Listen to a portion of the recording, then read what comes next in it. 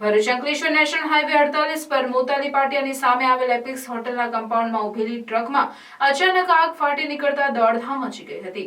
Ankleshwar DPMC અને નગરપાલિકાના fire ટેન્ડરોએ દોડી જઈ આગ પર કાબુ મેળવ્યો હતો.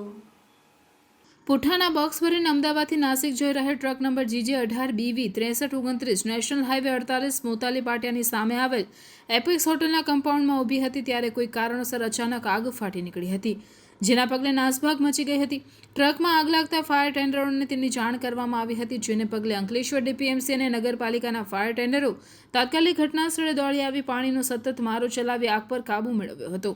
આગમાં લાખો રૂપિયાના પુઠ્ઠાના બોક્સ બળીને ખાખ થઈ ગયા હતા, પણ સદનસીબે કોઈ જાનહાનિ થવા પામી ન હતી. આજે સવારે 10 વાગ્યાના રોજ અંકલેશ્વરથી આપણે ભરૂચના હાઈવે ઉપર હોટલ એપેક્સની આગળ મોતાલી ગામ ત્યાંથી કોલ આવેલો કે ટ્રકમાં આગ લાગેલી છે, જેમાં પુઠ્ઠા ભરેલા હતા અને ટ્રક સળગ્યો હતો.